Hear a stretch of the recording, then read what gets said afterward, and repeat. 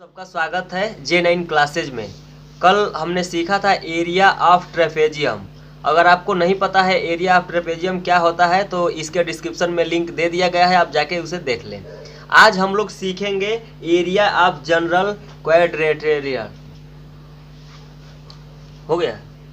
तो ये क्वाड्रिलेटरल क्या होता है, सबसे पहले इसे हम सीख लेते हैं। ये एक चतुर्भुज होता है।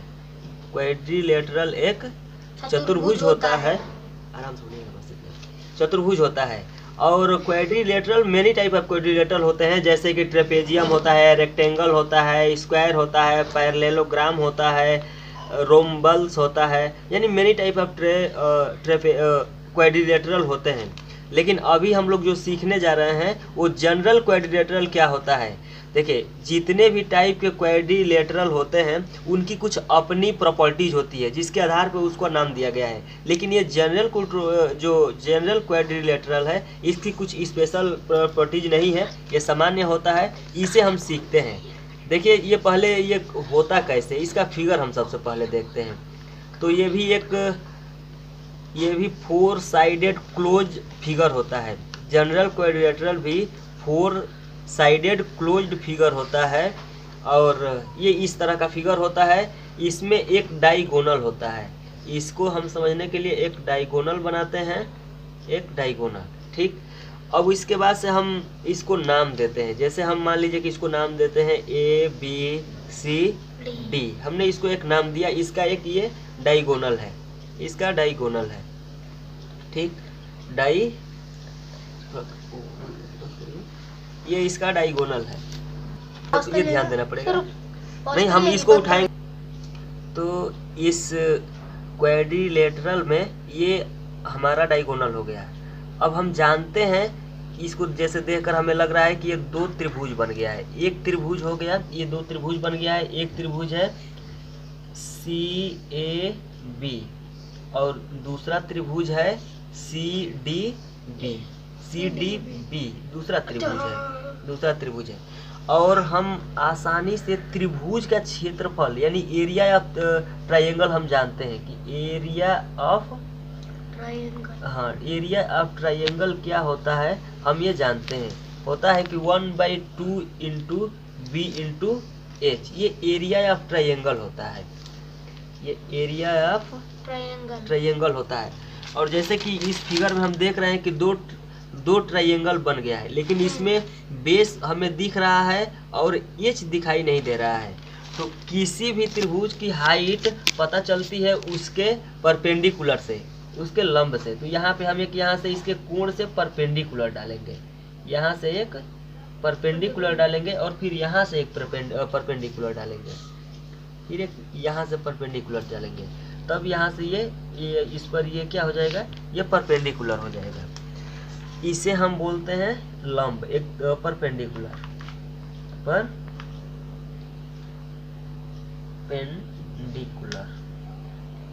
इसे हम परपेंडिकुलर बोलते हैं।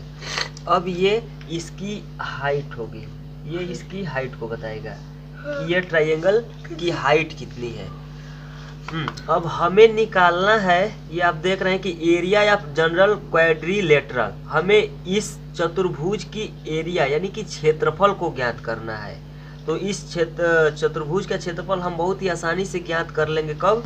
जब ये जो 2 ट्रायंगल बने हैं और इन ट्रायंगल, दोनों ट्रायंगल का अगर एरिया हम ज्ञात कर लेते हैं और फिर उसे हम ऐड कर देते हैं, तो फिर इस हम कंप्लीट क्वाड्रिलेटरल का हम एरिया क्या कर लेंगे, ज्ञात कर लेंगे। सो हम क्या करेंगे कि इन दोनों का हम एरिया ज्ञात करेंगे। जैसे हम लिखेंगे कि एरिया ऑफ त्रिभुज CAB प्लस, फिर से हम निकालेंगे यहाँ पे एरिया ऑफ त्रिभुज CDB।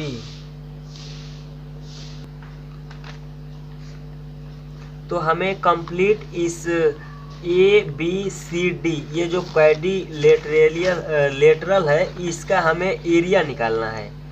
तो इसका एरिया निकालने के लिए जैसे कि आप देख रहे हैं कि हम लिखे हैं कि एरिया ऑफ त्रिभुज CAB प्लस एरिया ऑफ त्रिभुज CDB। जब हम दोनों का एरिया निकालेंगे और कंप्लीट इसको हम जब ऐड करेंगे, कंबाइन कर देंगे, तो फिर इस कंप्लीट फिगर का हम एरिया क्या कर लेंगे, ज्ञात कर लेंगे। लेकिन इससे ज्ञात करने के लिए हमें ज़रूरत पड़ेगी इन त्रिभुज के एरिया को निकालने के लिए, जो हम ऑलरेडी जानते हैं, पर इससे पहले हमने पढ़ा है इसे। तो हम आइए इसे ज्ञात करते हैं नेक्स्ट पेज पे। यहाँ हम लिखेंगे त्रिभुज, ये लिख ही दिए हैं, इसकी कोई ज़रूरत नहीं है, इसका हम डायरेक्ट लिखेंगे 1/2 इंटू, इसके लिए देखेंगे ये जो B और H है तो इसकी तो ऊंचाई H है, तो H1 लिखा है हमने, बेस इसका हम पता करेंगे। तो इस त्रिभुज के लिए CAB के लिए जिस पे हम लंब डालते हैं यही इसका बेस होता है। जिस भुजा पे त्रिभुज का लंब होता है वो उसका क्या होता है, बेस होता है। तो इसका CB यहाँ पे बेस होगा, तो हम लिखेंगे यहाँ पे बेस इसका होगा CB, और इसकी हाइट H है ही, H1 कर लीजिए, इसकी हाइट H1 है, प्लस सेकेंड हम त्रिभुज को देखेंगे, CDB को देखेंगे, तो CDB में भी अगर हम यही फार्मूला रखेंगे तो 1/2 इंटू इसका भी बेस होगा CB, इसका बेस भी होगा CB इंटू इसकी हाइट H2 हो जाएगी। अब देखिए, अब यहाँ पे हम देख रहे हैं कि यहाँ पे कॉमन है 1/2 CB और यहाँ भी है 1/2 CB, तो यहाँ से ये कॉमन हो जाएगा, 1/2 CB कॉमन करेंगे, अंदर बचेगा H1 प्लस H2, और यह H1 प्लस H2 को हम लिख सकते हैं सपोज दैट, यहाँ लिखेंगे SUPPOSE, सपोज दैट CB बराबर हम लिख सकते हैं D, CB equal to D लिख सकते हैं। अब हम क्या करेंगे कि 1/2 CB के जगह पे D कर देंगे, और उसके बाद से H1 प्लस H2 कर देंगे।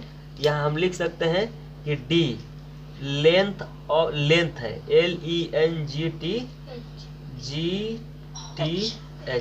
ये लेंथ है, और यहाँ से आप देख रहे हैं कि ये होगा आपका एरिया ऑफ जनरल क्वाड्रिलेटरल, ये होगा आपका एरिया ऑफ जनरल क्वाड्रिलेटरल, हाँ जनरल क्वाड्रिलेटरल।